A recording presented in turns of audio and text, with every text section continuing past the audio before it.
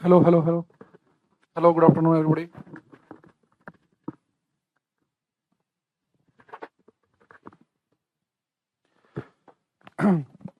अभिषेक, दीक्षा, सचिन, सौरभ, नितिन, गुलफाम, सभी को बहुत बहुत नमस्कार। उम्मीद कर रहा हूँ सारे बच्चे बढ़िया होंगे, स्वस्थ होंगे। और कल आपको हमने कुछ पढ़ाया था, कुछ याद है कि नहीं? कल हमने आर्किमिडीज प्रिंसिपल पढ़ा था। आज हम क्लास में कुछ प्रेशर, दाब वगैरह की बातें करेंगे। और उसके बाद समय बचा तो पास्कल का नियम, पास्कल लॉ की भी आज ही बात कर लेंगे। रंगारंग कार्यक्रम चालू होने वाला है। बस आप लोग एक बार बता दें कि सब कुछ माहौल सही चल रहा है क्या? सौरभ, अंजलि, सचिन, कविता, कपिल। ये बच्चा कह रहा था यूनिट डायमेंशन की पीडीएफ मैंने कल डलवा दी है भैया। कल मैंने बोल दिया था शाम को चेक करो, यूनिट एंड डायमेंशन वाली जो पीडीएफ है वो आ गई होगी। नोट्स वाले सेक्शन में जाना, फिर फिजिक्स पे जाना। हर्ष का प्रणाम ने ले लिया भैया। प्रिंस कह रहे हैं कैसे, बढ़िया हैं। सचिन, गुरुजी राधे राधे। रंग कार्यक्रम नहीं चला अभी तक, शिवम कह रहे हैं चल गया ना। पतिका, रामपाल, संदीप, अर्जुन, विनीत बोल रहे सब ठीक है। चलो आज बेटा हम लिखेंगे सबसे पहले, स्टार्ट करते हैं। लिखते हैं शब्द हम, प्रेशर, दाब।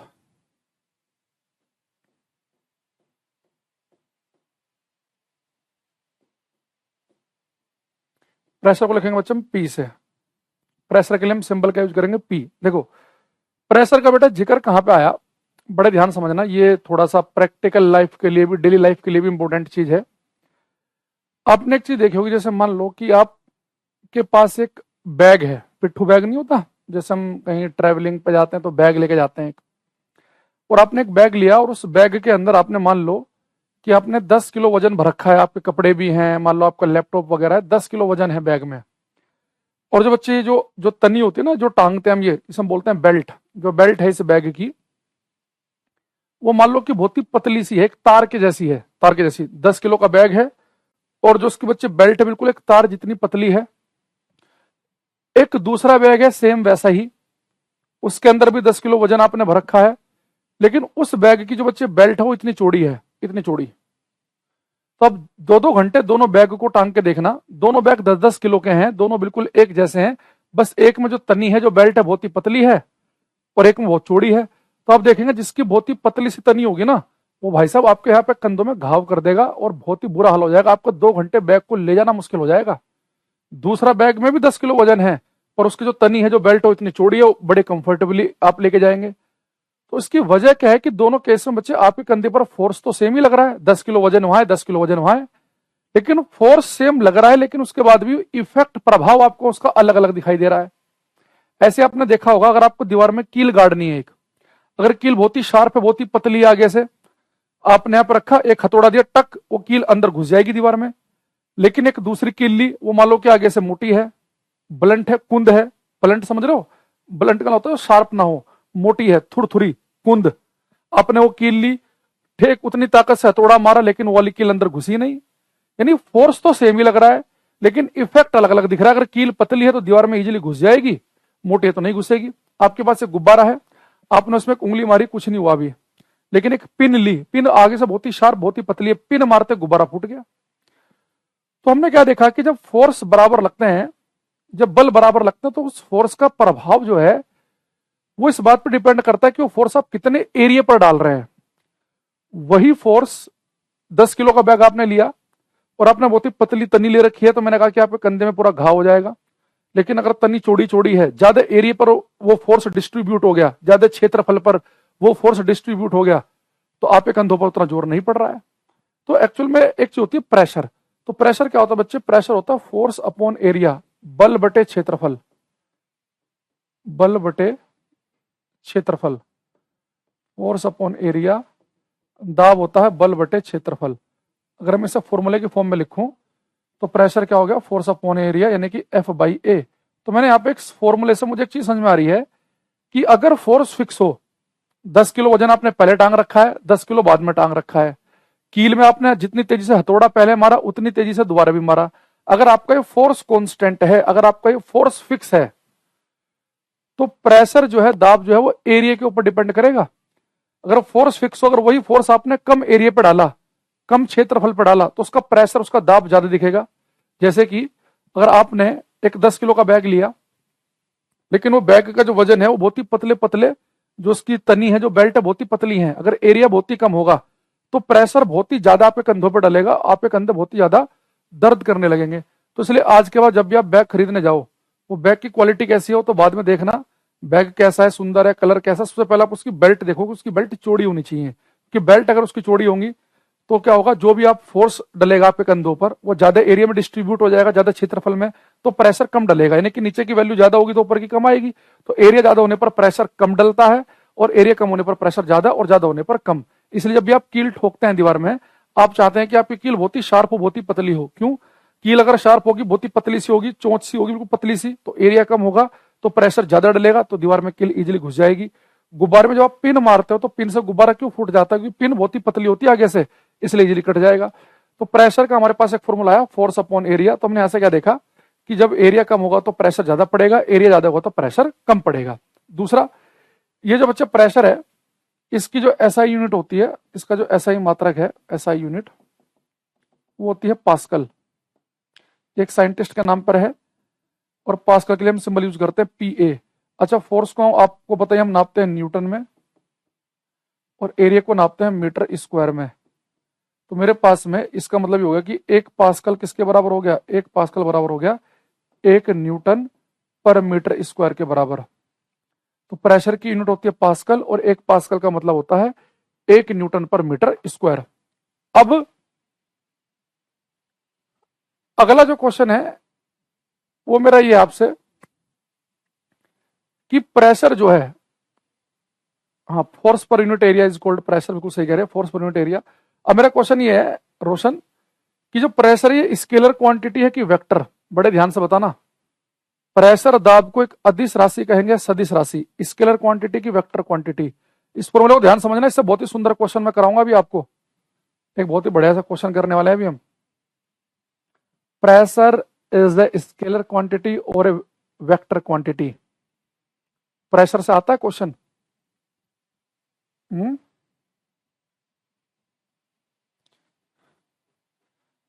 Force upon area. अरे कहां सो गए तुम सारे के सारे? अच्छा, अब आ रहे कमेंट, ठीक है। संदीप, राजू, वर्तिका गलत है, निखिल का गलत है, सूरज का सही है, गोपाल, अनुज, ये सब सही दे रहे हैं आंसर। विशाल का गलत है, सौरभ का महा गलत। एक तो यूनिट लेस ही बता रहा है, मात्रक ही नहीं बता रहा है। अरे यूनिट लेस कहाँ होगी? इसका भी यूनिट बताइए, इसकी यूनिट पास्कल होती है, और एक पास्कल का मतलब 1 Newton per metre square. Unit less कहाँ? यूनिट तो है इसकी पास्कल। कह रहा है जी यूनिट लेस है ये। पूछा स्केलर वेक्टर है, यूनिट लेस बता रहा है ये। देखो, जितने बच्चे लिख रहे हैं वेक्टर उन सबको गलत है। प्रेशर एक बच्चे स्केलर क्वांटिटी है, अदिश राशि।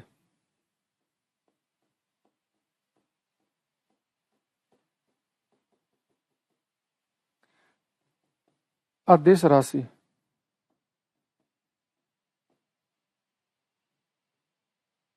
देखो, अब याद करो, मैंने आपको बहुत बार बताया कि अगर किसी फॉर्मूले में एक चीज ऊपर हो एक नीचे हो, उसे बड़े ध्यान से देखना। अगर वो दोनों की दोनों स्केलर है, अदिश राशि हैं, अगर ये दोनों स्केलर हैं तो जिसका फॉर्मूला वो भी स्केलर। अगर इन दोनों में से एक वेक्टर हो तो जिसका फॉर्मूला वो वेक्टर, दो में से एक वेक्टर हो।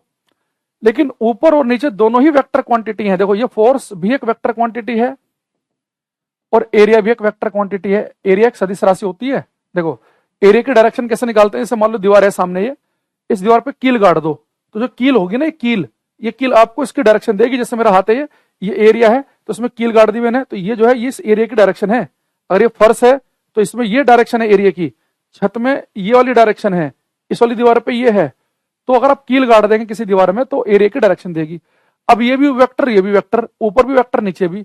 और mathematically vector upon vector allowed नहीं होता। मैथमेटिकली वेक्टर अपॉन वेक्टर का कोई सेंस नहीं बनता, तो आप इसे ऐसे लिख ही नहीं सकते। तो आप इस एरिया को लेके जाओ इधर। अगर आपको इसे वेक्टर फॉर्म में लिखना है ना इस फॉर्मूले को, तो कैसे लिखेंगे? एरिया को ले जाओ इधर, तो ऐसे लिखा जाएगा P dot A vector is equal to F vector. तो आपको पता है एक वेक्टर एक स्केलर, तो जिसका फॉर्मूला बनेगा वो वेक्टर। अब ये मैथमेटिकली बिल्कुल सही है। अगर आपको इसी फॉर्मूले को वेक्टर फॉर्म में लिखना है तो फिर आपको ऐसे लिखना पड़ेगा। ये पेपर में आया क्वेश्चन है, प्रीवियस ईयर में अगर किसी ने देखा हो। बच्चे कह रहे हैं सर ये बताओ, ये जो चीज यहाँ पे लिख रखी है उसने एक ऑप्शन में और एक ऑप्शन में लिख रखा है। तो बच्चे कह रहे हैं सर ये तो दोनों ऑप्शन ठीक होने चाहिए। यहाँ पर ए वेक्टर जाएगा तो P dot A vector is equal to F vector हो जाएगा। तो फिर तो दो ऑप्शन होने चाहिए इसके सही। ये तो मैथमेटिकली अलाउड ही नहीं है। मैथमेटिकली वेक्टर अपॉन वेक्टर की कोई सेंस नहीं होती। तो आप क्या करेंगे, अगर ऊपर नीचे वेक्टर बन रहे हो तो फिर एक वेक्टर वाली क्वांटिटी को धर लिया हो। तो ये P dot A vector is equal to F vector, इसकी वेक्टर फॉर्म में फॉर्मूला है।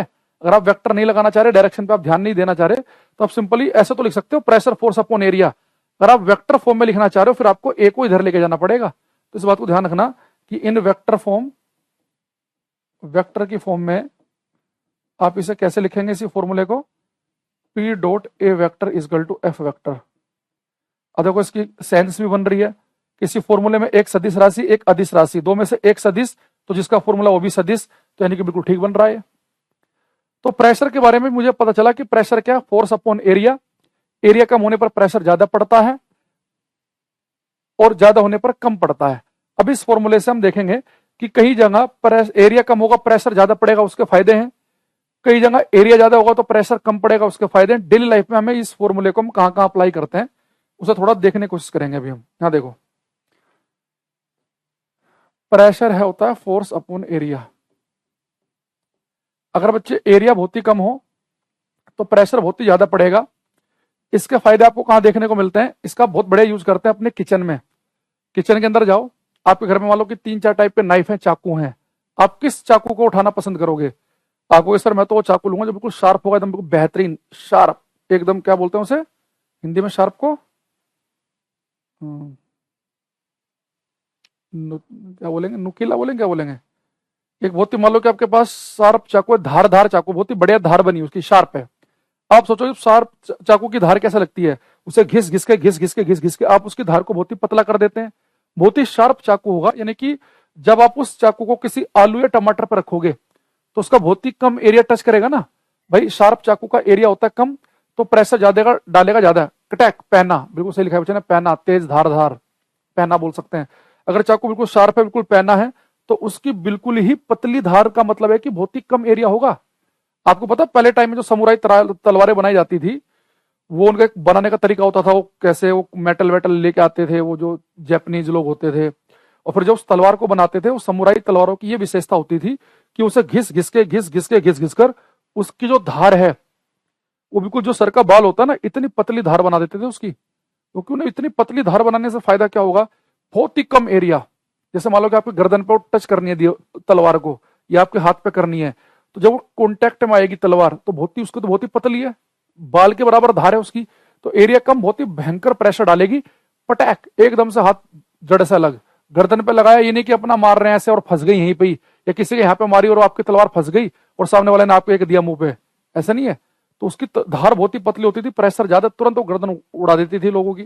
तो ऐसे अगर चाकू की बहुत ही शार्प होगा, फटाफट ऐसे टमाटर रखा ना, टक टक टक टक प्याज रखी, ऐसे फटाफट फटाफट आपने काट दी, तो एरिया कम होने पर प्रेशर पड़ता ज्यादा। ऐसे जब आप कील गाड़ते हैं तो आगे से कील पतली होनी चाहिए, एरिया कम प्रेशर ज्यादा। यानी अगर कोई चीज आपको काटनी हो, कोई चीज आपको गाड़नी हो, जैसे आपको पिन चुभाना है किसी को, तो पिन पतला होना चाहिए। तो काटना हो, गाड़ना हो, चुभाना हो, उन सब के लिए एरिया होना चाहिए कम, प्रेशर क्या होना चाहिए ज्यादा। तो जब कभी भी आपको सनी देओल का डायलॉग याद रखेंगे, सनी देओल का काट दूंगा, काटना, काट दूंगा, चीर दूंगा, गाड़ दूंगा, भाला चुबो दूंगा। इन सब के लिए, काटना, चीरना, गाड़ने, चुभने के लिए हमारे लिए सबसे इंपॉर्टेंट चीज क्या है कि एरिया होना चाहिए कम और प्रेशर क्या पड़ेगा उससे ज्यादा। तो इन सब के लिए आपको शार्प चीजें चाहिए होंगी, शार्प, कुंद नहीं चाहिए, ब्लंट नहीं चाहिए, शार्प चाहिए।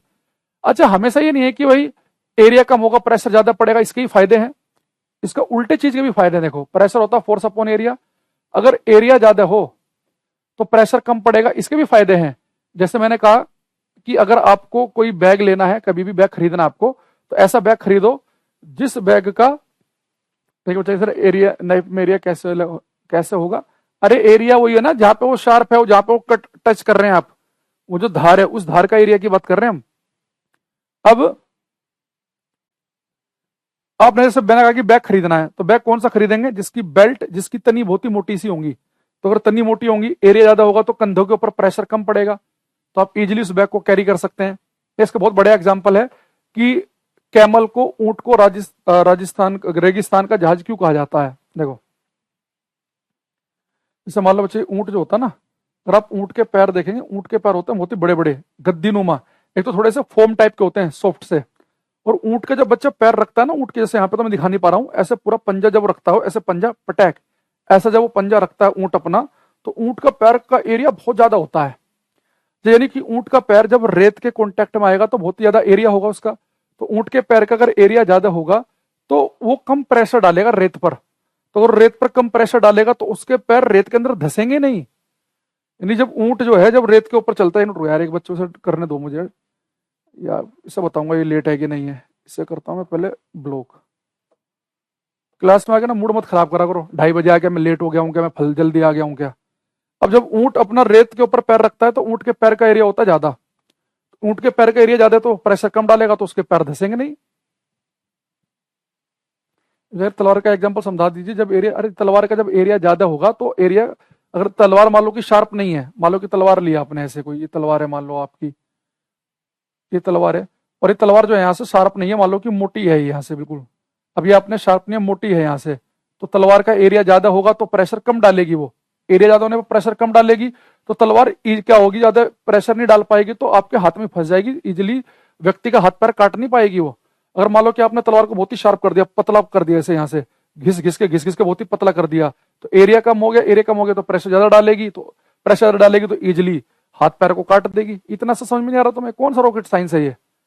अब जो ऊंट है, कैमल जो है, कैमल के पैर का एरिया होता है ज्यादा तो प्रेशर कम डालता तो उसके पैर रेत के अंदर फंसते नहीं है। एक बच्चा कह रहा है कि हाथी का, देखो हाथी का क्या है साथ, दिक्कत क्या है, मान लो कि आपने हाथी रेत में खड़ा किया, ठीक है जी, हाथी के पैर का भी एरिया ज्यादा है मान लो, लेकिन हाथी के साथ दिक्कत क्या है ना बेटे, हाथी का वजन भी ज्यादा है, हाथी भारी बहुत ज्यादा है, तो अगर यहाँ पे कहोगे फोर्स बहुत ज्यादा हो जाएगा तो इसलिए प्रेशर, फोर्स ज्यादा होने से भी तो प्रेशर बढ़ेगा, तो हाथी पे वो चीज काम नहीं करेगी। हाँ, ऊंट का जितना वजन है उतना ही वजन ऊंट का होता, लेकिन ऊंट के पैर का एरिया छोटा होता, फिर ऊंट के पैर भी रेत के अंदर धसने लगते। जैसे घोड़े के जो पैर होते हैं, आप देखना घोड़े के जो पैर होते हैं, घोड़े के होते हैं खुर, घोड़े के जो पैर होते हैं ना, हॉर्स के, घोड़े के, तो उसके जो बच्चे जो खुर होते हैं घोड़े के, उनका एरिया होता है बहुत ही कम।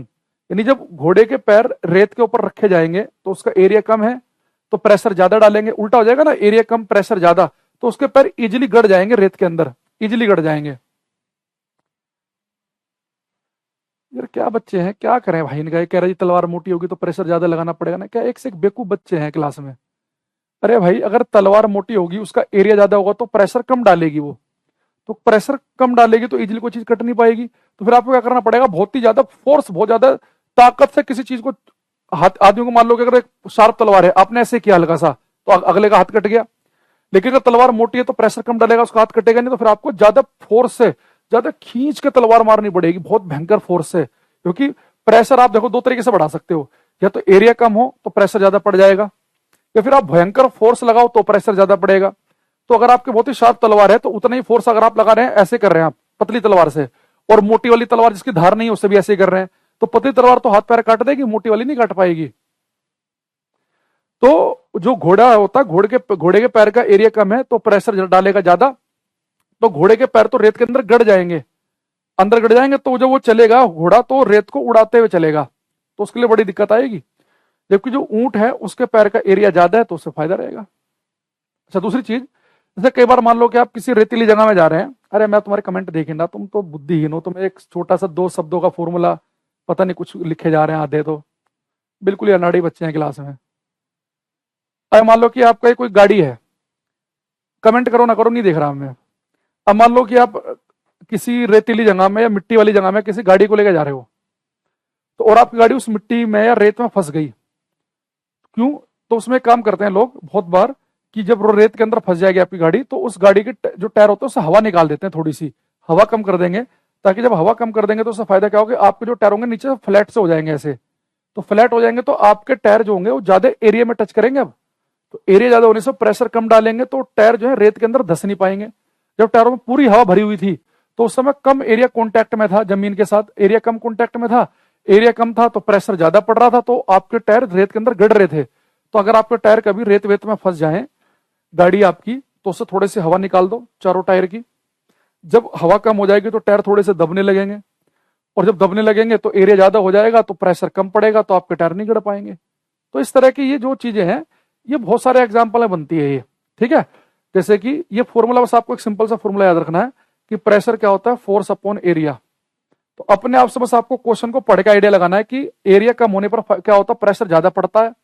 तो इसलिए कहीं भी कोई चीज शार्प अगर आपने रखी है, उसने आपने उसकी धार को बहुत ही पतला क्यों किया, आपने उसकी धार पतली सी की ताकि एरिया कम हो जाए तो प्रेशर पड़े ज्यादा, या प्रेशर ज्यादा, एरिया ज्यादा होने से प्रेशर कम पड़ेगा। इसके फायदे क्या है, जैसे आपने टेरेस से हवा बाहर निकाल दी, जो कैमल के पैर हैं उसके बड़ा होता है तो उससे प्रेशर कम डलेगा। जो आपने बैग टांग रखा कंधे पर, उसमें मोटी तनी होनी चाहिए, मोटी बेल्ट होनी चाहिए ताकि प्रेशर कम पड़े। जो बहुत देर से मैं आपको बातें बता रहा हूँ वो सब इसी के ऊपर है कि प्रेशर क्या, फोर्स अपॉन एरिया से, ठीक है। तो अब देखो, जैसे मैं आपसे क्वेश्चन पूछता हूं इसमें से पेपर के लिए, एक क्वेश्चन ये देखना, आप बताना ये आप ये क्वेश्चन कर सकते हैं कि नहीं।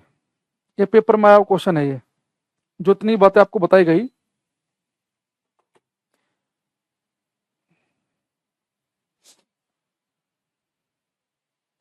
करना है क्वेश्चन सभी।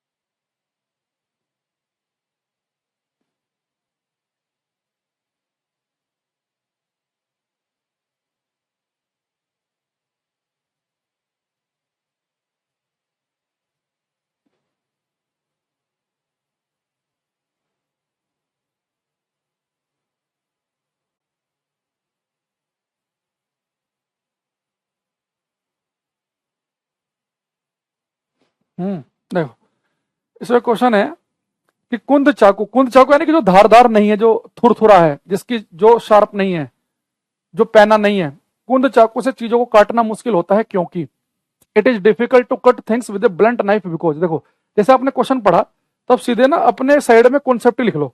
भाई आपको पता है कि प्रेशर होता है फोर्स अपॉन एरिया, तो हमें पता है कि अगर चाकू शार्प होगा, उसका एरिया कम होगा तो प्रेशर ज्यादा डाल देगा वो। लेकिन अगर कुंद चाकू है, कुंद चाकू का मतलब कि जो पैना नहीं है, जो शार्प नहीं है, तो उसका एरिया ज्यादा होगा तो प्रेशर कम डालेगा।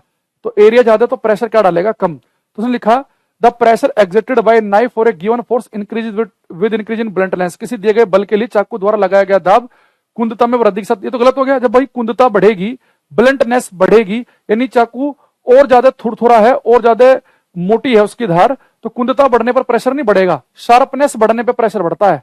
ए sharp edge decrease the pressure, sharp edge तो बच्चे प्रेशर को इंक्रीज करती है, ये भी गलत हो गया। A blunt knife decrease the pressure for a given force, एक कुंद चाकू किसी दिए गए बल के दाब को कम करता है, बिल्कुल सही। कुंद चाकू का बच्चे एरिया होता है ज्यादा तो प्रेशर क्या कर देता है, वो कम, इसलिए इजिली चीजें नहीं कट पाती, तो ये बिल्कुल सही है।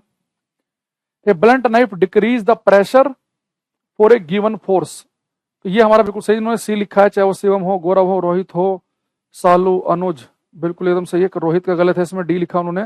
रिया का सही है एकदम। दीपक का बी गलत है। प्राची का डी गलत था। रोहित ने, एक बच्चे ने ए लिखा, वो भी गलत था। कुंदता का मतलब होता है, ब्लंटनेस का मतलब होता है कि जो चाकू शार्प नहीं है, जो मोटा है। तो आपको पता होना चाहिए कि कुंदता जब बढ़ेगी, यानी कि चाकू की धार और मोटी होगी, तो कुंदता बढ़ने पर, सचिन बिल्कुल ठीक है आपका, कुंदता बढ़ने पर, तो बच्चे कुंदता बढ़ने का मतलब है कि उसकी धार और मोटी हो रही है तो प्रेशर तो घटता है। कुंदता बढ़ने पर प्रेशर नहीं बढ़ता। शार्पनेस बढ़ने पर, जितना शार्प का मतलब जितना एरिया कम होगा उतना ही प्रेशर पड़ेगा ज्यादा। तो शार्पनेस बढ़ने पर तो क्या होता है, प्रेशर बढ़ता ही। बी ऑप्शन गलत हो गया क्योंकि ये कह रहा है कि शार्पनेस बढ़ने पर प्रेशर घटेगा। ये सही है कि जितना ज्यादा ब्लंट नाइफ होगा, जितना ज्यादा उसकी धार मोटी होगी, जितना ज्यादा कुंद होगा, वो प्रेशर कम डालेगा। तो ब्लंट नाइफ जो होता है वो प्रेशर को कम करता है। Blunt knife decrease the pressure और sharp knife increase the pressure. आप चाहो तो यहाँ पे शब्द ऐड कर लेना साइड में स्टार बनाकर, blunt knife decrease the pressure, कुंद चाकू दाब को कम करता है, और sharp knife increases the pressure. धारदार चाकू जो होता है वो दाब को बढ़ाता है, ठीक है। ये कह रहा है कि डायमंड को नाइफ से कट क्यों नहीं कर सकते, डायमंड बहुत ही कठोर है इसलिए नहीं कर सकते, बहुत भयंकर फोर्स लगाना पड़ेगा तभी प्रेशर पड़ेगा उस पर। अच्छा, इससे रिलेटेड हमारे पास अगर एक आध क्वेश्चन कोई और हो, एक क्वेश्चन में चाहता हूं कि आप ये करें।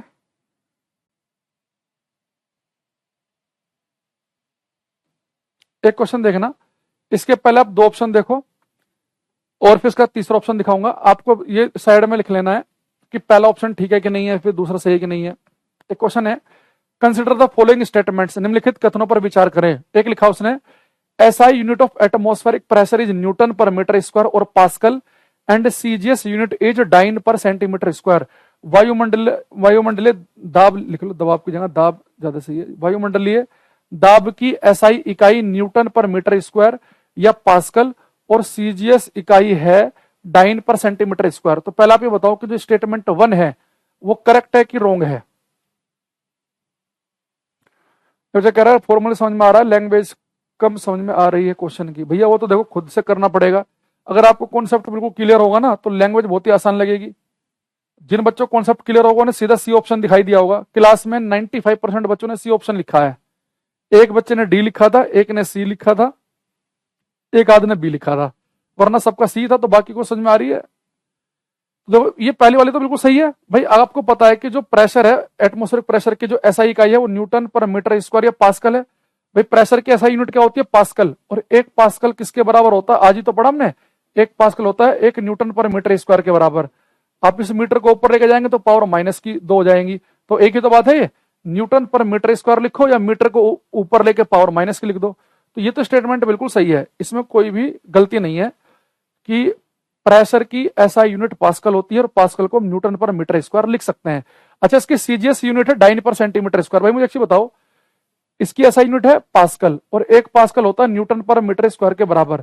सीजीएस प्रणाली आपको पता है बच्चे, सीजीएस प्रणाली वो है जहां पे हम यूज करते हैं सेंटीमीटर का, ग्राम का और सेकंड का। सीजीएस प्रणाली वो है जहां हम सेंटीमीटर, ग्राम, सेकंड का यूज करते हैं। तो सीजीएस प्रणाली में फोर्स की यूनिट न्यूटन नहीं होती, वहां पर होती है डाइन। तो सीजीएस प्रणाली में फोर्स की यूनिट होती है डाइन और मीटर की जगह हम यूज करते हैं सेंटीमीटर का।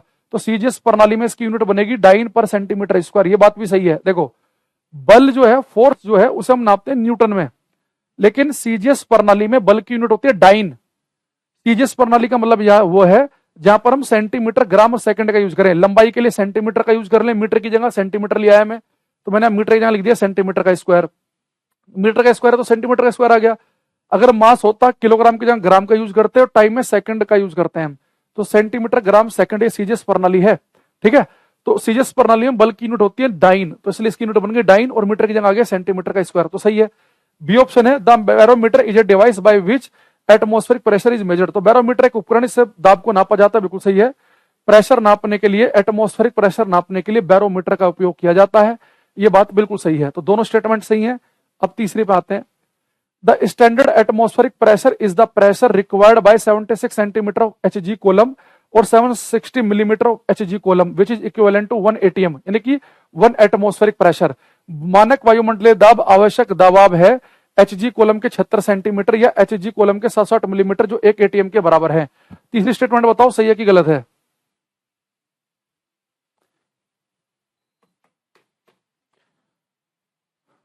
आपको बताना है कि तीसरी स्टेटमेंट सही है कि नहीं। देखो, तीसरी स्टेटमेंट बच्चे बिल्कुल ठीक है, ये वाली भी। देखो, ये स्टेटमेंट कहनी क्या चाह रही है आपसे, बड़े ध्यान से समझना बात को। देखो, ये बच्चे आपने एक, मान लो कि एक ट्यूब ली और इस ट्यूब के अंदर आपने भर दिया बच्चे मरकरी। मरकरी का सिंबल होता है एच जी, जहां पे लिखा है ना इसने एच जी, ये एच जी का मतलब होता है मरकरी, एच जी। और आपने बच्चे, ये पूरी स्टेटमेंट को मैं भी समझा रहा हूं, जब मैं इसे समझा दूंगा ना तो स्टेटमेंट आपको आ जाएगी समझ में। अभी आपको हो सकता है कि थोड़ी अजीब सी लगे, यहां ध्यान से देखना। अगर आप एक ट्यूब लें और उस ट्यूब के अंदर मरकरी भरना शुरू कर दें, पारा, और मरकरी कितने ऊंचाई तक भर दें? 76 सेंटीमीटर ऊंचाई तक मरकरी भर दो, या 76 सेंटीमीटर का मतलब है 760 मिलीमीटर ऊंचाई तक। 1 सेंटीमीटर में 10 मिलीमीटर होते हैं, तो एक ट्यूब में आप 76 सेंटीमीटर तक मरकरी भर दो, या 76 की जगह आप 760 मिलीमीटर भी कह सकते हैं, मरकरी भर दिया। तो इस पॉइंट पर पता कितना प्रेशर लगेगा? मात्र 76 सेंटीमीटर ऊंचाई का मरकरी उतना प्रेशर लगाएगा जितना प्रेशर एक एटमॉस्फेयर, पूरा वायुमंडल आपके ऊपर लगाता है। भाई वायुमंडल तो हवाओं से मिलकर बना है, गैसों से, तो गैसें उतनी डेंस नहीं होती। तो यानी कि पूरा वायुमंडल जितना प्रेशर आपके ऊपर डाल रहा है उतना ही प्रेशर मात्र 76 सेंटीमीटर ऊंचाई का मरकरी डाल देगा, क्योंकि मरकरी बहुत ही डेंस, बहुत ही भारी होता है। यानी कि एटमॉस्फेयर की, देखो यहां पे हम खड़े हैं, काफी ऊंचाई तक एटमॉस्फेयर है, अच्छा खासा एटमॉस्फेयर 8-10 किलोमीटर तक है, वैसे तो बहुत है 200-250 किलोमीटर तक, पर उसे आप नेग्लिजिबल मान सकते हो। यानी आप मानो कि अच्छा खासा एटमोस्फेयर जो है समुद्र तल से 10 किलोमीटर ऊंचाई तक अच्छा खासा एटमोस्फेयर है। तो 10 किलोमीटर ऊंचाई तक का एटमोस्फेयर जितना प्रेशर दाब आपके ऊपर डाल रहा है, 10 किलोमीटर ऊंचाई तक का एटमोस्फेयर उतना ही दाब मात्र 76 सेंटीमीटर की मरकरी डाल देगी, क्योंकि मरकरी बहुत ही डेंस, बहुत ही भारी होती है। ठीक है, तो ये बात बिल्कुल सही लिखी उसने कि जो स्टैंडर्ड एटमोस्फेरिक प्रेशर है is the pressure required of 76 centimetre of HG column और 760 millimetre of HG column which is equivalent to 1 ATM. तो बिल्कुल सही कह रहा है कि जो स्टैंडर्ड एटमोस्फेरिक प्रेशर है वो कितने के बराबर होता है, जितना 76 सेंटीमीटर ऊंचाई का मरकरी डाले या 760 मिलीमीटर ऊंचाई का मरकरी डाले उसे हम बोलते हैं 1 एटीएम, यानी कि 1 एटमोस्फेरिक प्रेशर, एक वायुमंडलीय दाब। तो एक वायुमंडलीय दाब किसके बराबर है, वह एक वायुमंडलीय दाब वह दाब है जो 76 सेंटीमीटर ऊंचाई का मरकरी या 760 मिलीमीटर ऊंचाई तक का मरकरी आपके ऊपर डालेगा। ठीक है, ये बिल्कुल सही है। अब इसी बात को हम थोड़ा सा डिटेल में लेके चलेंगे। और अभी मैंने एक क्वेश्चन कराने के लिए आपको बता दिया है, अब मामले को थोड़ा सा और आगे बढ़ते हैं। अब बच्चे हम बात करेंगे प्रेशर, उस प्रेशर की जो प्रेशर कोई लिक्विड या गैस आपके ऊपर डालता है। जैसे आप यहां खड़े हैं, सड़क पे खड़े हैं, आपके ऊपर वातावरण ने एक प्रेशर डाल रखा है, उसकी बात करेंगे अभी हम। या पानी के अंदर है तो पानी को आपके ऊपर जो प्रेशर डालेगा वो किस किस बातों पर डिपेंड करता है उसके ऊपर। ठीक है, तो यहां पे लिखेंगे हम प्रेशर, प्रेशर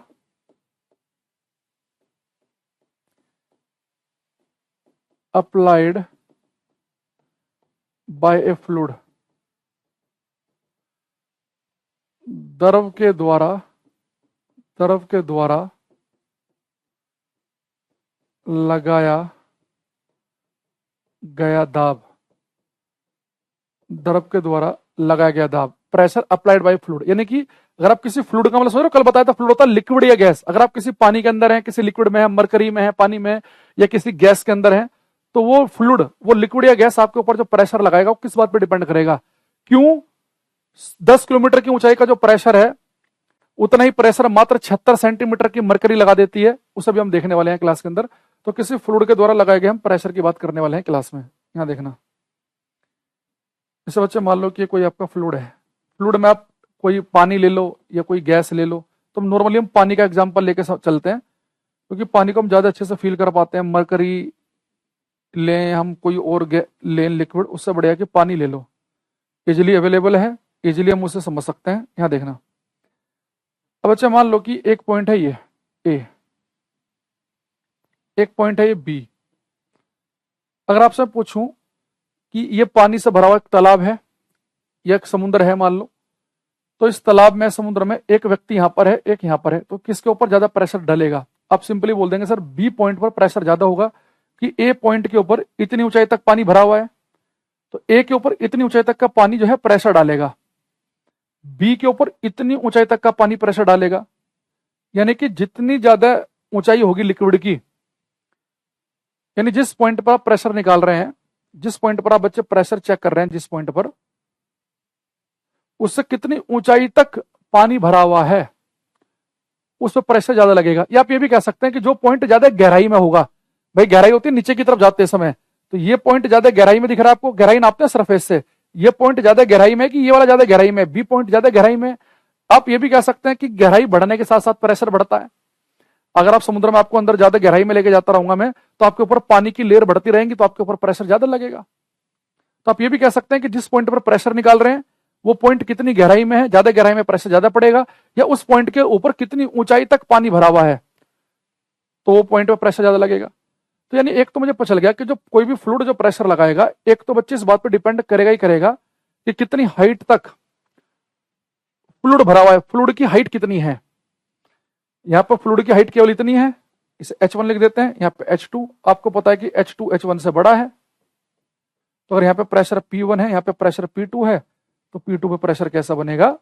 ज्यादा। तो यहां तक तो कोई आपत्ति नहीं है। लेकिन अब एक चीज और बताओ कि प्रेशर इस बात पर डिपेंड करेगा ही कि जिस पॉइंट पर प्रेशर निकाल रहे हैं उससे कितनी ऊंचाई तक लिक्विड भरा हुआ है या गैस भरी हुई है, ये तो ठीक है।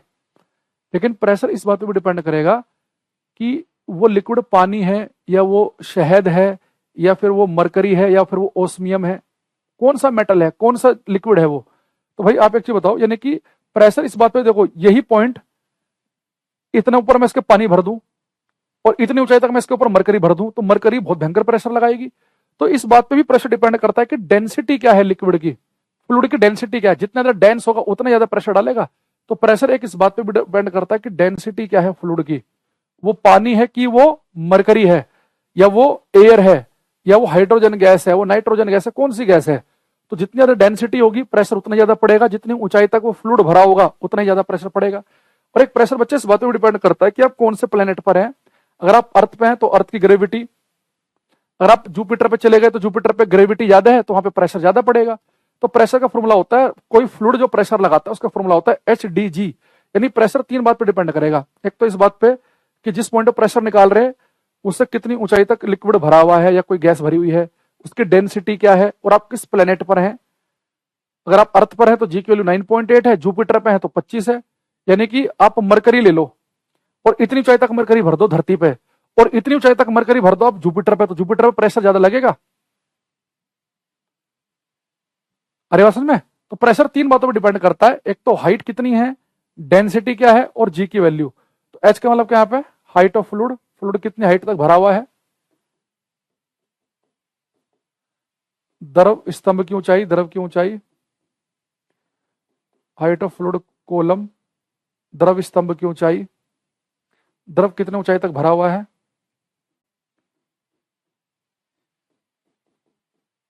की ऊंचाई। डी क्या है, डेंसिटी ऑफ फ्लूइड, द्रव का घनत्व, कौन सा द्रव भरा हुआ है, द्रव का घनत्व। और एक है जी, जी को बोलते हैं एक्सिलरेशन ड्यू टू ग्रेविटी, गुरुत्वीय हुए त्वरण। इसकी वैल्यू होती है धरती पे 9.8 जी की, एक्सिलरेशन ड्यू टू ग्रेविटी, गुरुत्वीय त्वरण। ठीक, तो प्रेशर हो गया HDG। तो प्रेशर किस किस बात पर डिपेंड कर रहा है, जिस पॉइंट पे आप प्रेशर निकाल रहे हैं उससे कितनी ऊंचाई तक लिक्विड या गैस भरा हुआ है, जितनी ऊंचाई ज्यादा होगी उतना प्रेशर ज्यादा होगा।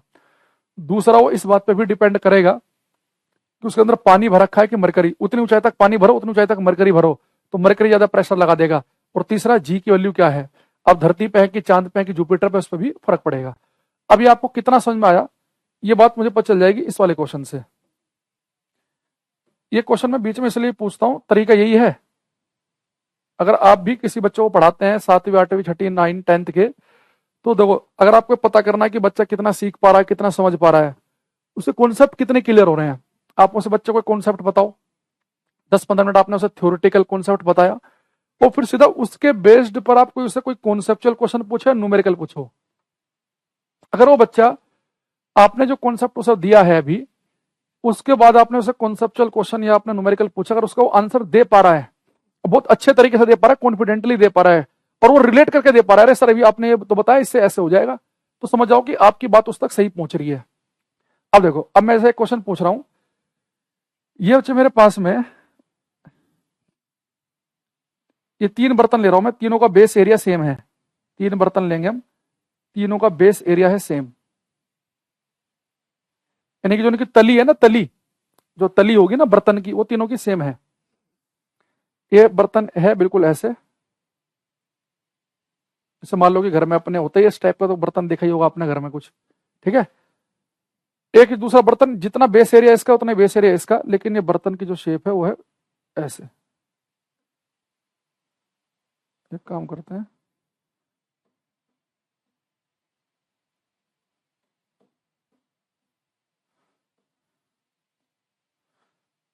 बेस एरिया बच्चे सेम है, जितना बेस एरिया इसका उतना इसका। ये बर्तन की शक्ल है ऐसे। एक तीसरा बर्तन है हमारे पास, इसकी शक्ल है ऐसे। ये 3 बर्तन है, ए बी और सी, ठीक। ये वाली जो तली वाला एरिया वो सेम है बिल्कुल, बस एक में बिल्कुल ऐसे सीधी है इसकी दीवारें, इसकी दीवारें अंदर को दबी हुई हैं, इसकी बाहर को निकली हुई हैं। मैंने इन तीनों बर्तन में, इन तीनों बर्तन के अंदर बच्चे मैंने इक्वल वॉल्यूम का लिक्विड डाल दिया। इक्वल वॉल्यूम का मतलब कि तीनों में बराबर पानी डाल दिया। मान लो पहले में डाला 2 लीटर पानी, तो दूसरे में भी 2 लीटर, तीसरे में भी 2 लीटर। तो इन तीनों बर्तन में हमने बराबर पानी डाल दिया, 2-2 लीटर का। 2 मान लो, 5 मान लो, 1 मान लो, जो भी आपका मन करे। मान लो अगर आपने इसमें 1 लीटर पानी डाला तो इसमें भी 1 लीटर, इसमें भी 1 लीटर डाला, तीनों में बराबर डाला। तो अगर आप इन तीनों बर्तनों में इक्वल वॉल्यूम का लिक्विड डाल दें, समान आयतन का पानी डाल दें, तो किस बर्तन की तली पर ज्यादा दाब, ज्यादा प्रेशर पड़ेगा, ये आपको बताना है। किस बर्तन की तली पर ज्यादा प्रेशर होगा। ये क्वेश्चन मैंने एक दिन अपने यूट्यूब चैनल अंकुर सर फिजिक्स पर भी मैंने क्वेश्चन लिया था। वहां पे क्वेश्चन की लैंग्वेज भी लिखी हुई थी साथ में। अभी मैं ऐसे ऐसे आपसे पूछ रहा हूँ ये। अरे सब बच्चे जुड़े हुए हैं ना। ये मेरा टेलीग्राम चैनल है अंकुर सर फिजिक्स, उस पर डेली 10 क्वेश्चन पूछता हूँ मैं बच्चों से। डेली 10 क्वेश्चन आते हैं उसमें, साइंस के, केमिस्ट्री और बायो के भी आते हैं, अंकुर सर फिजिक्स। ये टेलीग्राम चैनल है मेरा। अभी इसमें 3,500 बच्चे हैं, और इसी नाम से यूट्यूब चैनल भी, उस पर मैं कई बार प्रैक्टिस कराता हूँ क्वेश्चन की। घनश्याम, सचिन, निखिल, प्रसून, आशीष, भास्कर, भावना कह रही है सेम रहेगा, महागलत है। शिवम कह रहे हैं सेम रहेगा, महागलत है।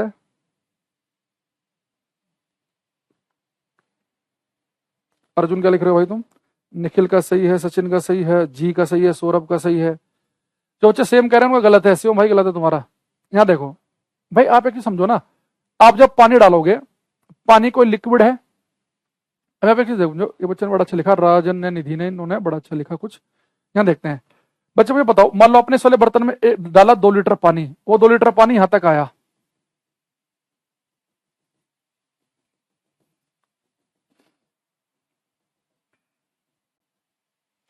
अब यहां बड़े ध्यान समझना बात को।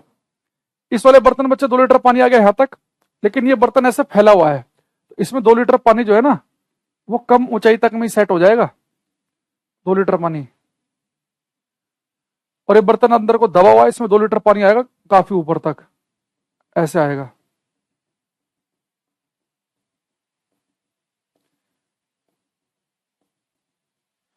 अब मुझे बताओ, कोई भी जो फ्लूइड है, कोई भी लिक्विड या गैस जो जो प्रेशर लगाता है, कोई भी लिक्विड या जो गैस बच्चे प्रेशर लगाएगा, वो प्रेशर क्या होता है? P equal to HdG। तो मुझे एक चीज बताओ, तीनों में आपने पानी भरा है, तो डेंसिटी तो सेम हो गई भाई। तीनों में अगर पानी, यहां भी पानी, यहां भी पानी, यहां भी पानी, तो डेंसिटी तो हो गई सेम भाई। यहां भी पानी, जो पानी की डेंसिटी है वही, यहाँ डेंसिटी तो सेम है।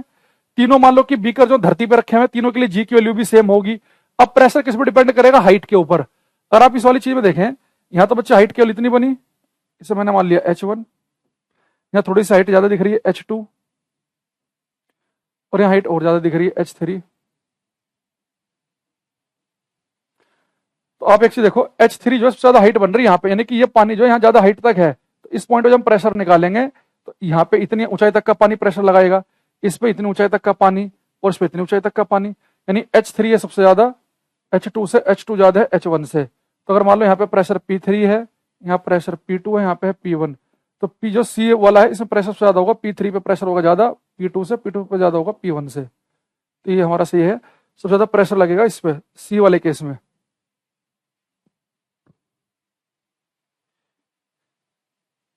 तो अरे तुम्हें कम सुनता है क्या शिव? मैंने बोला था कि बेस एरिया बिल्कुल सेम है। कह रहा जी आपने ब्रेड को सेम नहीं बोला, ये नहीं बोला। तीनों बर्तन का जो एरिया ऑफ क्रॉस सेक्शन है, बेस एरिया जो है बिल्कुल सेम है तीनों का। तो क्वेश्चन ऐसा था पेपर में कि चित्र में 3 बर्तन दिखाए गए थे, अगर इन तीनों बर्तन में इक्वल वॉल्यूम का पानी डाल देंगे, तो किस बर्तन के सरफेस पर, किस बर्तन के बेस पर ज्यादा प्रेशर पड़ेगा? अगर बेस एरिया सेम हो तो यहाँ प्रेशर पड़ेगा ज्यादा। अच्छा एक चीज और ध्यान रखना, यहाँ प्रेशर पड़ रहा है, अगर मैं इसका ठीक बगल वाला पॉइंट ले लूं ना, तो इस पॉइंट पे भी उतना ही प्रेशर होगा, क्योंकि यहाँ भी तो सेम हाइट है। तो जैसे मान लो, अगर ये वाला बर्तन ज्यादा समझ में आएगा, अच्छा जितना प्रेशर यहाँ उतना यहाँ होगा, उतना यहाँ, क्योंकि सारे के सारे जो पॉइंट है ना, सेम हाइट तक का पानी भरा हुआ है इनमें। तो बगल वाले पॉइंट जो है उसमें भी सेम ऊंचाई तक का पानी भरा हुआ है, तो इस सब पॉइंट पे, हाँ, तो यहाँ पे जाओगे तो इस वाली लाइन पे प्रेशर चेंज हो जाएगा, क्योंकि यहाँ पे हाइट कम हो गई, तो यहाँ प्रेशर कम, यहाँ प्रेशर ज्यादा, और यहाँ सबसे ज्यादा। पर जो बगल वाले पॉइंट है, ठीक बगल वाले जो सेम ही हाइट वाले पॉइंट है, उन पर सेम ही रहेगा। ठीक है? ये क्या बच्चे हैं भाई? क्या कुछ पागल वागल हो तुम? क्या बुद्धिहीन हो या कम सुनता है? तुम बहरे बहरे हो। ऐसा तभी होगा जब थाली का ब्रेथ सेम होगा, ये होगा। अरे भाई शुरू में बताया मैंने, 4 बार बोली है लाइन, कि 3 बर्तन लिए गए हैं, तीनों का जो बेस एरिया है, जो एरिया ऑफ क्रॉस सेक्शन है, तीनों का सेम है। 10 बार बोली लाइन, सुनता तो तुम है नहीं, अपना ज्ञान पहनने लगते हो क्लास में। ऐसा तभी होगा, तब होगा। सुना नहीं तुम्हें जब क्लास में बोला मैंने ये, कि 3 बर्तन है, तीनों का जो बेस एरिया है वो सेम है, बेस एरिया। उसके बाद एक बर्तन ऐसे है, एक बर्तन ऐसे, और एक बिल्कुल ऐसे है। तीनों में सिंपली पहले ही बोला मैंने कि तीनों जो है, इन तीनों का बेस एरिया बिल्कुल सेम है, बेस एरिया सेम है इन तीनों का। वो तो यहाँ पे 2D में आपको लाइन से दिख रही है। मान लो जैसे ही बर्तन होगा, मान लो गोलाई हो वाला होगा या चकोर वाला, जैसे भी होगा, बेस एरिया सेम है। फिर एक बर्तन ऐसे, एक ऐसे, एक ऐसे है। एक ही बात को 10-10 बार बुलवाएंगे क्लास में।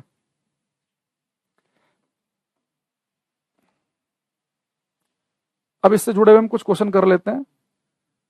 4-5 क्वेश्चन तो हमने कल ही कर लिए थे चैप्टर के कल। एक क्वेश्चन ये देखना, क्वेश्चन नंबर 7 करना। 7 करो।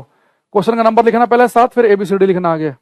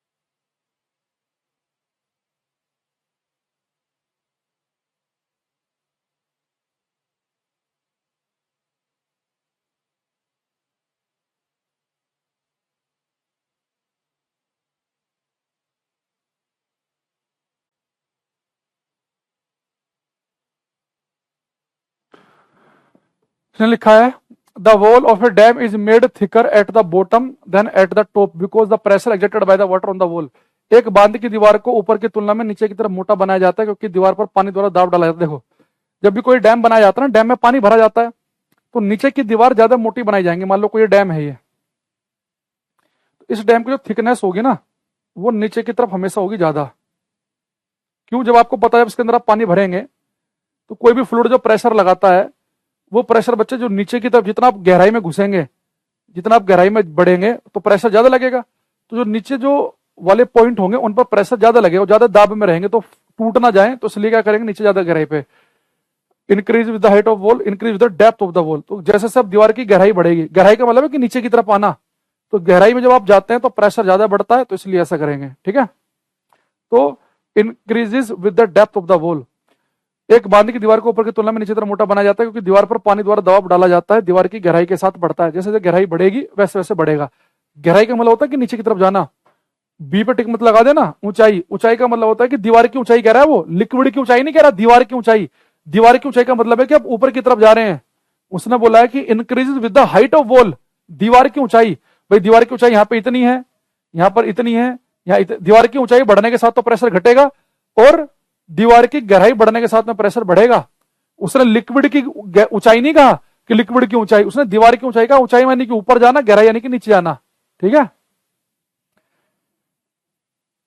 अगला क्वेश्चन ये है, इसे करना ध्यान से, इसे आप कर सकते हैं।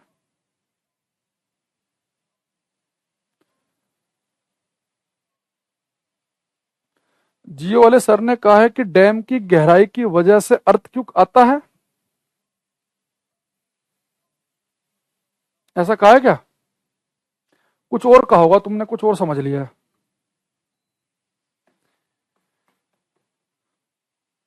एक क्वेश्चन है, एक नियमित बेलनाकार बर्तन में एक तरल का एक निश्चित ऊंचाई तक रखा जाता है, एक तरल एक निश्चित ऊंचाई तक रखा जाता है। यदि इस बर्तन को किसी अन्य बेलनाकार बर्तन से बदल दिया जाए जिसमें तल के अनुप्रस्थ काट का आधा क्षेत्रफल हो तो तल पर दाब होगा। ये कह रहा है कि a liquid is kept in a regular cylindrical vessel up to a certain height. If the vessel is replaced by another cylindrical vessel having half the area cross section of the bottom, the pressure on the bottom will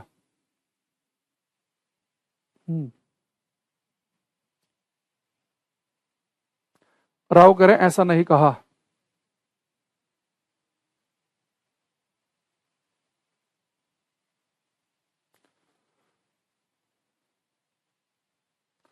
हाँ, dam की height वगैरह environment को affect करती है, ये बच्चा बोल रहा है, ये बिल्कुल सही है। कि आप सारा जो पानी एक जगह स्टोर कर रहे हैं, जो फ्लो है वाटर का उसे आप चेंज कर रहे हैं, जो अ, भी उसके अंदर पहले जानवर है वो अलग चीज है, इन्वायरमेंट पे इफेक्ट पड़ेगा अलग चीज है। डैम से अर्थ क्यों आएगा ये मुझे पता नहीं, समझ में नहीं आया। हाँ, अर्थ क्यों आने से डैम खराब हो सकता है वो चीज अलग है। डैम से अर्थ क्यों आ जाएगा ये तो नहीं लग रहा मुझे। देखो यहाँ बड़े ध्यान समझो, आपने बच्चे एक सिलेंड्रिकल वेसल लिया, बेलनाकार बर्तन लिया। अब इसमें आपने एक हाइट तक आपने इसके अंदर लिक्विड भर रखा था। अब लिक्विड मान लो बच्चे इतनी हाइट तक भरा हुआ है, मान लो कि 1 लीटर लिक्विड है आपने भर रखा है इस बर्तन में। इसने कहा कि इसे आपने रिप्लेस करना दूसरे बर्तन से जिसका बेस एरिया, जो ये एरिया ऑफ क्रॉस सेक्शन है, ये जो अनुप्रस्थ काट का क्षेत्रफल है पहले से आधा हो। अब यहां देखो हमने क्या किया है, दूसरा बर्तन ले लिया। ये दूसरा बर्तन लिया बच्चे, इसका जो बेस एरिया है इससे आधा है। तो अब एक चीज समझो, यही पानी जो आपने इस बर्तन में भर रखा था, यही पानी आप इस वाले बर्तन में उड़ेल दोगे जिसका बेस एरिया कम है,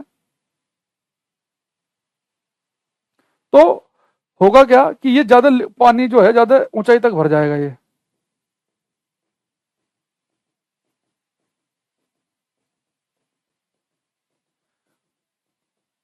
ठीक। अब सोचो, जो बेस पे बच्चे प्रेशर पड़ता है वो तो लिक्विड की ऊंचाई की वजह से पड़ता है। अब यही पानी जब आपने इस बर्तन में उड़ेल दिया जिसका बेस एरिया कम है, तो ज्यादा ऊंचाई तक पानी भर जाएगा, यही पानी इसमें इतनी ऊंचाई तक एडजस्ट होगा, तो यहाँ प्रेशर क्या होगा, ज्यादा होगा। तो यानी कि पहला ऑप्शन लग रखा है रिमेनिंग, ये तो गलत हो गया। पहले से कम हो जाएगा, ये भी गलत हो गया। पहले से कम हो जाएगा, गलत हो गया। ये पहले से दुगना हो जाएगा, बेस एरिया करेंगे आधा, तो पहले से डबल हाइट। अगर इसे बेस एरिया मान लो यहाँ पे ए है और यहाँ पे इसका बेस एरिया आपने आधा कर दिया, तो ये जो अगर इसमें एच हाइट तक पानी भरा ना तो इसमें डबल हाइट तक पानी भर जाएगा। आधा एरिया करते हाइट डबल हो जाएगी यहाँ पे, तो प्रेशर भी दुगना पड़ेगा, दुगना। ठीक है, तो ज्यादा ऊंचाई तक। सी वालों का ठीक था ये बच करना क्वेश्चन नंबर 9, थोड़ा सा लॉजिक से करना है।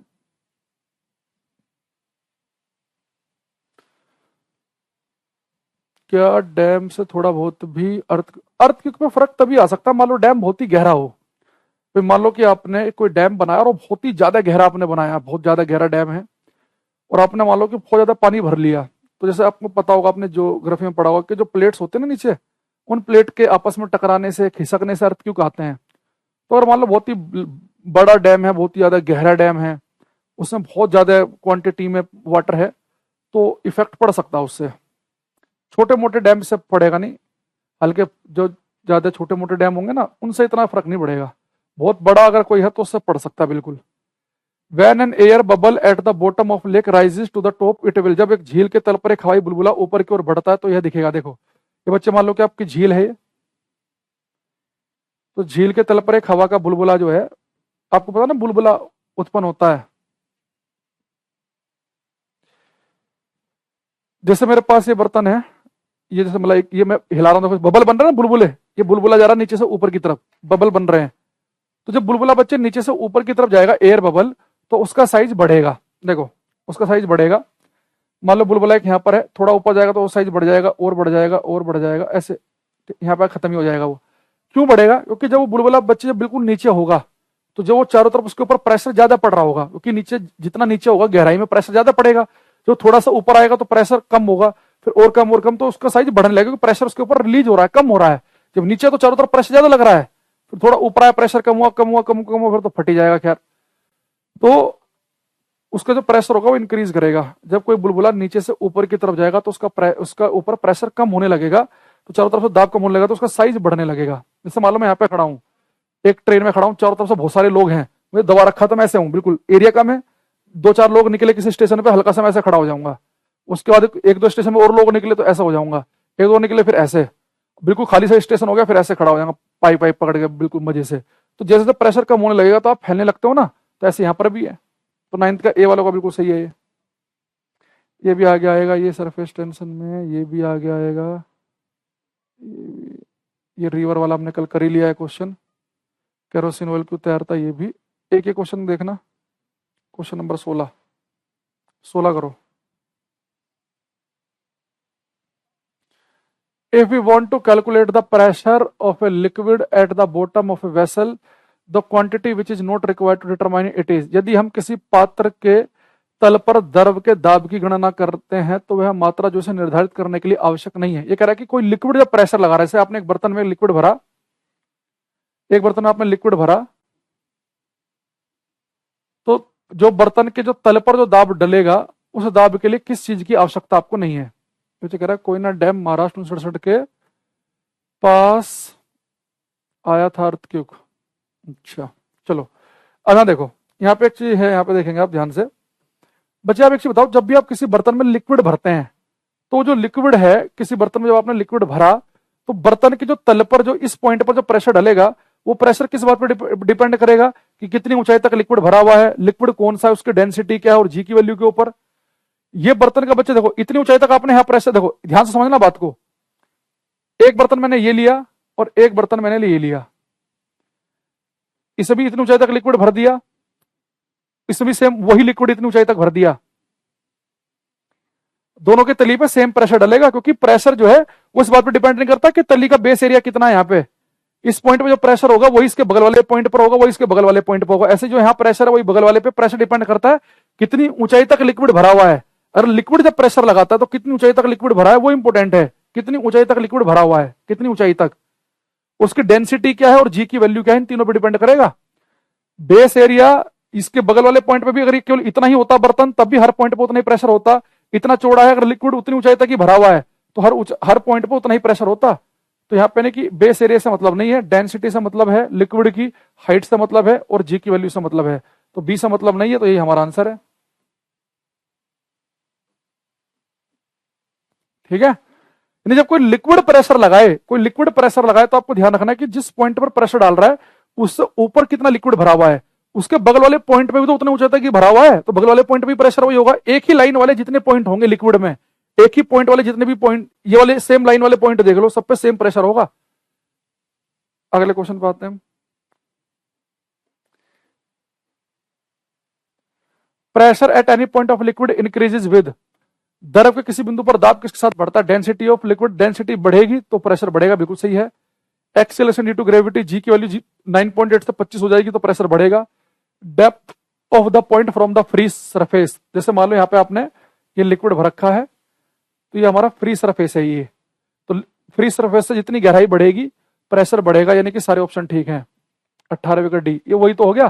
प्रेशर का फॉर्मूला क्या होता है, लिक्विड क्या प्रेशर लगाता है, एच डी जी, कितनी ऊंचाई तक है, डेंसिटी क्या है, जी की वैल्यू क्या है, तो डी ऑप्शन आ गया 18 का डी। जो नितिन हो, सालू हो, शिवम, गौरव, प्रंशु, संदीप, रोशन, फरीना, सबका ठीक है।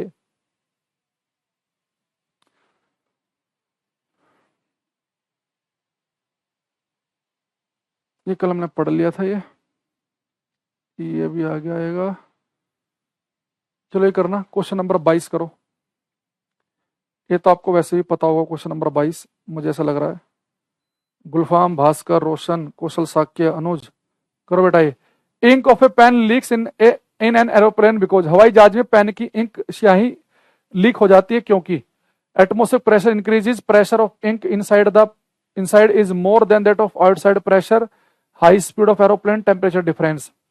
देखो आपने बच्चे एक पेन लिया, फाउंटेन पेन, जिसके अंदर इंक भरी होती है, और वो इंक वाले जैसे आपने यहाँ पे पेन लगा रखा है, अगर बहुत ही ऊंचाई पे जा रहे हैं तो इंक बाहर निकल जाती है पेन से। उसकी वजह क्या है, जैसे जैसे ऊंचाई बढ़ती है तो ऊंचाई बढ़ने के साथ में प्रेशर डिक्रीज होता है। तो अगर आप जितना प्रेशर अर्थ पर है उससे कम प्रेशर होगा कहां पर, ऊंचाई पर। आपको सोचो, आप जब एवरेस्ट की चोटी पर चढ़ते हैं तो एवरेस्ट की चोटी पर जाते समय आपको ऑक्सीजन गैस के सिलेंडर लेके जाने पड़ते हैं, वहां पे तो हवा इतनी कम मात्रा में है कि सांस लेने लायक भी हवा नहीं है, और एरोप्लेन तो बहुत ज्यादा ऊंचाई पे चलते हैं, तो एरोप्लेन की हाइट होती है अच्छी खासी, तो उतनी ऊंचाई पे प्रेशर होता है कम। तो प्रेशर कम होने की वजह से क्या होता है, लिक्विड जो है ना, लिक्विड कोई भी लिक्विड हो वो हमेशा हाई से लो प्रेशर की तरफ को फ्लो करता है। तो पेन के अंदर जो इंक भरी है उसमें प्रेशर ज्यादा है और बाहर प्रेशर कम है, तो इसलिए इंक क्या करेगी, वो बाहर निकल जाएगी, क्योंकि लिक्विड हो चाहे हवाएं हो ये हमेशा हाई प्रेशर से लो प्रेशर की तरफ को भागते हैं। तो प्रेशर जो है इंक के अंदर ज्यादा है आउटसाइड प्रेशर की अपेक्षा, इसलिए ऐसा, क्योंकि ऊपर जाते समय आउटसाइड प्रेशर कम होने लगता है, तो इसलिए इंक बाहर निकल जाएगी। ये अभी पास्कल के नियम में आएगा। ये क्वेश्चन चलो आपको बाद में कराएंगे, ये भी आ गया आएगा, ये भी, ये कल कर लिया है। ओके, तो प्रेशर वाले जो हमारे पास क्वेश्चन है, हमने दो चीजें पढ़ी कि जैसे आपने मान लो किसी वस्तु पे फोर्स लगाया बाहर से कुछ, तो प्रेशर का एक फॉर्मूला हमने पढ़ा, फोर्स अपॉन एरिया। लेकिन कोई लिक्विड या गैस जो प्रेशर लगाएगी वो होगा HDG। ये दो बातें हमने पढ़ी, लिक्विड या गैस के द्वारा प्रेशर ये लगाया जाता है, और एक प्रेशर का फॉर्मूला होता है ये। इन दोनों को ध्यान रखना है, ठीक है। अच्छा, अब एक हम लिखेंगे यहाँ पे पास्कल्स लॉ, पास्कल का नियम।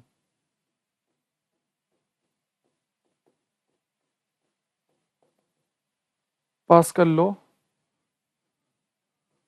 पास्कल का नियम। SSC में इसके एग्जाम्पल बड़े इंपॉर्टेंट हैं। पास्कल लॉज, पास्कल का नियम।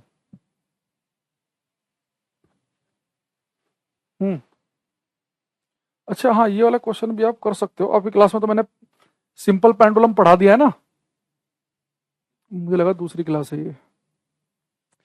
एक क्वेश्चन ये भी कर दो, ये वाला, ये करना। आपकी क्लास में पेंडुलम पढ़ा दिया तो आप भी कर सकते हैं ये करना। ये एक बच्चा कह रहा मुझे ब्लॉक कर दो, ठीक है भैया, इसे ब्लॉक कर देते हैं हम, इसकी ख्वाहिश बिल्कुल पूरी करेंगे हम। कर दिया भाई, ठीक है, खुश, आपकी इच्छा की पूरी पूर्ति की जाएगी। इसने कहा यदि एक लोलक घड़ी को भूमध्य रेखा से ध्रुव तक ले जाया जाए तो यह धीरे चलेगी, फास्ट हो जाएगी, सेम समय देगी, स्टॉप ऑल टुगेदर, पूरी तरीके से बंद हो जाएगी, क्या होगा? अच्छा, कोई बात नहीं, चलो कर लेते हैं इसे फिर भी, कोई बात नहीं।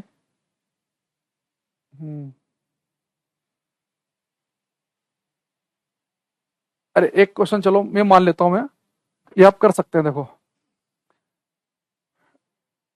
तो बच्चे, पेंडुलम क्लॉक है ना, कोई भी पेंडुलम घड़ी जो एक चक्कर पूरा करती है, पेंडुलम क्लॉक, उसका टाइम पीरियड का फॉर्मूला होता है 2π√L/G।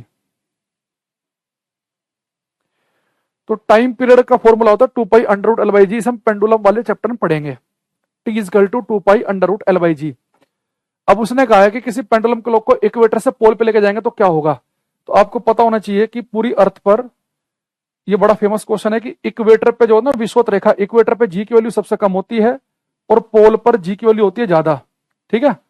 तो इक्वेटर पे जी का मान कम होता है और पोल पर होता है ज्यादा। तो ये हम पढ़ेंगे ग्रेविटी वाले चैप्टर में। तो हम बच्चे इक्वेटर से पोल की तरफ लेके जा रहे हैं घड़ी को, पेंडुलम क्लॉक लेके जा रहे हैं इक्वेटर से पोल। तो इक्वेटर पे जी का मान सबसे कम होता है, पोल पे होता है ज्यादा। तो इक्वेटर से अगर हम पोल की तरफ को लेके जाएंगे पेंडुलम क्लॉक को, तो बच्चे वहां पे क्या होगा, जी की वैल्यू बढ़ेगी। इक्वेटर पे जी का मान सबसे कम है, पोल पर ज्यादा है, तो इक्वेटर से पोल की तरफ जाएंगे तो जी की वैल्यू बढ़ेगी। तो जी की वैल्यू बढ़ने के साथ टाइम पीरियड क्या हो जाएगा, कम हो जाएगा, टाइम पीरियड कम। यानी कि वो जो घड़ी होगी वो, उसका टाइम पीरियड कम हो गया, वो 1 सेकंड की बजाय 1 सेकंड से पहले ही चक्कर लगाने लगेगी। टाइम पीरियड उसका घट गया, टाइम पीरियड घटने लगी, वो फास्ट हो गई, तेज हो गई, फटाफट चक्कर लगा रही है। तो पेंडुलम क्लॉक को अगर आप इक्वेटर से पोल की तरफ लेके जाएंगे तो जी का मान बढ़ने से टाइम पीरियड घटेगा, यानी कि वो कम समय लेने लगेगी, यानी कि वो पहले से फास्ट हो जाएगी, रन फास्ट, तेज हो जाएगी पहले से, ठीक। चलो अब यहाँ पे आ जाते हैं अपने मुद्दे की बात पे। बीच में क्वेश्चन था इसलिए मैंने करा दिया, ये गलती से डल गया, ये इस वाले चैप्टर का नहीं है ये क्वेश्चन। वो बीच में जो बच्चा क्वेश्चन जहां से मैं बनवाता हूँ क्वेश्चन, वो गलती से उन्होंने ऐड कर दिया, तो मैंने कि ये PDF आपको मिलेगी विद सॉल्यूशन, तो फिर आप कंफ्यूज ना हो कि क्वेश्चन बीच में कहां से आ गया। तो इसे भी हम डिस्कस कर लिया हमने, ठीक है। देखो बच्चे, पास्कल का जो नियम है, इसकी स्टेटमेंट वगैरह भी हम कल देखेंगे, लेकिन इसके मैं आपको बता देता हूं कि पास्कल के नियम से क्या एग्जाम्पल पेपर में आता है। इससे बड़ा एक फेमस क्वेश्चन आता है कि हमारी गाड़ियों में जो ब्रेक लगते हैं, जिसे हम बोलते हैं हाइड्रोलिक ब्रेक, कि आपने हल्का सा पंजा दबाया गाड़ी का और आपकी गाड़ी रुक गई। तो पेपर में क्वेश्चन पूछता है कि गाड़ियों में जो हाइड्रोलिक ब्रेक लगते हैं या जो हाइड्रोलिक लिफ्ट होती हैं, किसी भी जैसे गाड़ी वगैरह को इजीली ऊपर उठाने के लिए हाइड्रोलिक लिफ्ट या हाइड्रोलिक जो ब्रेक होते हैं वो किस प्रिंसिपल पे काम करते हैं। तो हाइड्रोलिक लिफ्ट या हाइड्रोलिक ब्रेक किस प्रिंसिपल पे काम करते हैं, पास्कल का नियम। ये पास्कल का नियम क्या है, हाइड्रोलिक ब्रेक में कैसे काम करता है, ये आपको PDF मिलेगी जब चैप्टर पूरा हो जाएगा, अभी PDF नहीं मिलेगी, चैप्टर कंप्लीट होते ही PDF आपको मिल जाएगी, ठीक है। तो इसमें पहले आप इसके लिख लो कि कौन कौन सी चीजें पास्कल के नियम पर कार्य करती हैं। तो इसके एग्जाम्पल लिख लेंगे हम, बड़ा इंपॉर्टेंट है ये। SSC अगर आप तैयारी कर रहे हैं तो CHSL का फेवरेट क्वेश्चन है ये। तो पास्कल का नियम, इसमें फर्स्ट लिखेंगे हाइड्रोलिक ब्रेक। तो पेपर में क्वेश्चन आता है कि हाइड्रोलिक ब्रेक किस सिद्धांत पर काम करते हैं। जहां भी आपको हाइड्रोलिक लिखा मिल जाए ना, समझ जाना कि पास्कल का नियम लिखना है, हाइड्रोलिक ब्रेक। जो हम गाड़ियों में ब्रेक लगाते हैं हाइड्रोलिक ब्रेक कहलाते हैं। वो हाइड्रोलिक ब्रेक या हाइड्रोलिक लिफ्ट किस सिद्धांत पे काम करती हैं, किस प्रिंसिपल पे काम करती हैं, किस नियम पर काम करती हैं, कुछ ऐसा आपको लिखा मिलेगा। ये किस पे काम करते हैं? पास्कल के नियम पर। ये पास्कल का नियम क्या है इसे हम कल क्लास में समझेंगे। पास्कल के नियम को, इसकी स्टेटमेंट भी और इसकी वर्किंग भी।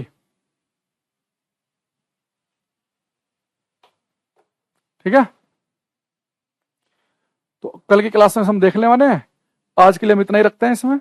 इसमें भी पीडीएफ से क्वेश्चन आएगा एक आध पे बीच में कि हाइड्रोलिक ब्रेक किस सिद्धांत पर काम करता है, तो उसमें लिखा मिलेगा आपको आर्किमिडीज प्रिंसिपल, पास्कल का नियम, बर्नौलीज थ्योरम, ऐसे ऑप्शन लिखे मिलेंगे। तो आपको पास्कल के नियम पर टिक लगाना है। ठीक है, ये है क्या अभी मैं अगर बताऊंगा जल्दी जल्दी में तो फिर आपको मजा नहीं आएगा। इसे हम कल डिटेल में देखेंगे। फिर इसके बाद हम कल करेंगे बच्चे फिर सरफेस टेंशन, पृष्ठ तनाव वाला टॉपिक। एक पढ़ेंगे बर्नौलीज थ्योरम, बर्नौली की प्रमेय, और एक आध टॉपिक और, यानी कि अगली 1-1.5 क्लास में मामला हो जाएगा खत्म।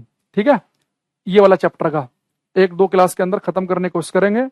और जो 32 बैच वाले बच्चे हैं उनसे फिर हम विदाई लेंगे। उन्हें बहुत क्लास पढ़ा दी मैंने, जीएस स्पेशल में ज्यादा डिटेल में खींच दिया मैंने इनका क्लास, तो इसलिए ये वाली क्लास मैंने जीएस 32 वाली आपके साथ कराई है। क्योंकि उनके साथ क्या हो रहा था, 32 वालों की कभी क्लास लग रही थी कभी नहीं, तो मैंने सोचा कि फटाफट खत्म करा देते हैं। ये चैप्टर दोनों बैच में कराना ही था मुझे, तो उनके फिर 1-2 क्लास में खत्म करेंगे हम। ठीक है, चलो आज के लिए इतना ही, बाकी मिलते हैं हम कल की क्लास में। डेली 2:15 बजे के आसपास आपके साथ क्लास लेते रहेंगे हम। ये टाइम मेरे पास समय अवेलेबल है, तो कोशिश करूंगा कि मैं जल्दी जल्दी ज्यादा क्लासेज ले लूँ। ठीक है, bye everyone, thank you, bye, take care.